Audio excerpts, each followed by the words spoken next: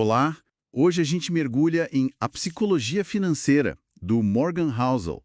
Um livro, assim, muito bom. A ideia central dele, sabe, é que o jeito como a gente lida com o dinheiro, nossas emoções, medos, essas coisas, isso conta muito mais do que, sei lá, saber fazer planilha. Exatamente. Mais do que a parte técnica, né? Isso. E nossa conversa aqui vai ser sobre algumas ideias-chave e às vezes meio contraintuitivas do livro. Principalmente como as nossas vivências, nossos vieses, sabe? Aquelas manias de pensar moldam como a gente decide sobre grana. Bom, vamos começar por uma ideia que acho fantástica. Qual? Aquela do ninguém é maluco. Housel diz que, por mais que uma decisão financeira pareça, tipo, absurda pra gente, Uhum.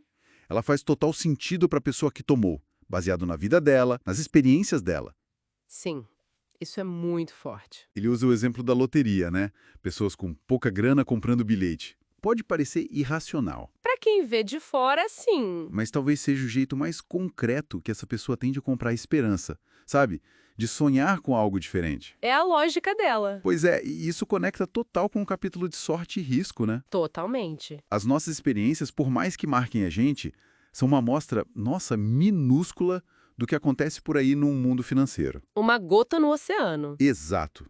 Mas é essa gotinha que forma quase toda a nossa visão de como o dinheiro funciona. O Housel bate muito na tecla de que onde e quando a gente nasce, isso influencia mais nossa tolerância a risco do que, sei lá, inteligência ou estudo. Quer dizer, a sorte de nascer num lugar bom, numa época boa, ou o azar, né? Isso pesa demais e a gente nem percebe. Pesa enormemente. Ele cita o Bill Gates, que teve aquela sorte, assim, absurda de ter acesso a um computador na escola quando quase ninguém tinha. Verdade. E, ao mesmo tempo, o amigo dele, o Kent Evans, que era brilhante igual, com potencial parecido, teve o azar de morrer jovem. Nossa, que pesado. Pois é, são as duas faces, sabe? Sorte e risco. Definem muita coisa de um jeito que a gente mal consegue medir. Isso exige uma certa humildade para avaliar sucesso e fracasso, o nosso e o dos outros. Essa dificuldade de ver o peso da sorte e do risco talvez explique outra armadilha que ele fala. A dificuldade de saber o que é suficiente. Com certeza. O capítulo Nada é o Suficiente é exatamente sobre isso. O perigo de sempre querer mais, de mudar a meta para frente sem parar. É, E aí arriscar o que você já tem, o que você precisa, por algo que no fundo você nem precisa tanto assim. o caso do Rajat Gupta que ele conta é chocante, né? Muito. O cara já tinha 100 milhões de dólares e arriscou tudo por mais. Acabou preso.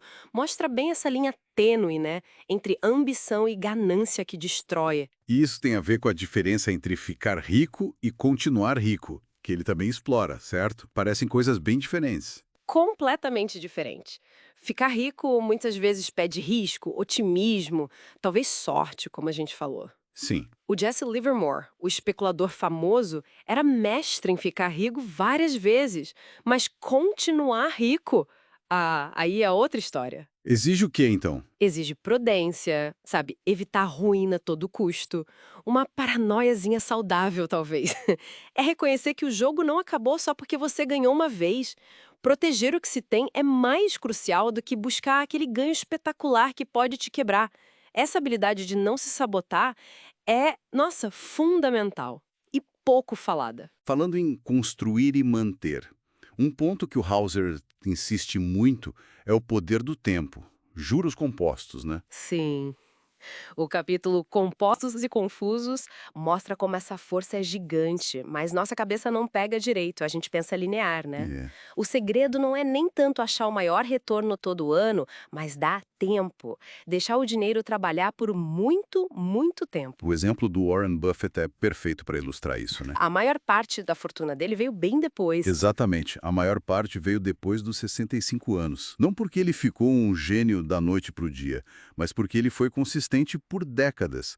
O tempo é o ingrediente-chave aí, mais até que a taxa de retorno. Fascinante. E esse tempo, essa paciência, está ligado ao que ele chama de maior benefício do dinheiro, A liberdade. A liberdade de controlar o próprio tempo. Mas faz todo sentido. Isso, poder acordar e falar, hoje eu faço X ou Y, ter a opção de mudar de rumo, de esperar a hora certa, de lidar com o imprevisto sem entrar em pânico. Esse controle sobre o tempo, para ele, é o que a riqueza de verdade compra. E isso nos leva para outra ideia. Fortuna é aquilo que você não vê. Exato. Riqueza é o carro na garagem, a casa bacana. Fortuna é o dinheiro que não foi gasto, que está lá investido, quietinho, gerando mais e comprando essa liberdade. E a fortuna se constrói como? Basicamente poupando. A taxa de poupança é algo que a gente controla mais, né? E muitas vezes é mais decisiva do que ficar tentando acertar um melhor investimento do ano. Ok, então, recapitulando rapidinho. Entender que cada pessoa tem sua lógica financeira, ninguém é maluco. Uhum. Reconhecer o papel gigante da sorte e do risco. Fundamental. Saber definir o suficiente para não cair na armadilha da ganância. Dominar a arte de continuar rico, que é diferente de ficar rico. Isso. E valorizar o tempo, tanto nos investimentos quanto na vida, porque ele leva à liberdade, que por sua vez é sustentada pela fortuna que a gente não vê, que é a poupança. Perfeito. E para fechar com uma provocação, baseada num capítulo mais pro final, ou você vai mudar? Hauser lembra que planejar para o futuro é super difícil, não só porque o mundo é incerto, mas porque nós mudamos. Muito. A verdade. A pessoa que a gente é hoje pode querer coisas totalmente diferentes da pessoa que seremos daqui a 20, 30 anos. Então, fica a questão, né? Como é que a gente planeja financeiramente para um futuro onde não só a economia é uma incógnita, mas o nosso próprio eu do futuro também é? Como garantir que a gente está construindo algo que vai ter valor para essa pessoa que a gente ainda vai se tornar? Boa pergunta, para a gente pensar. Fica aí a reflexão.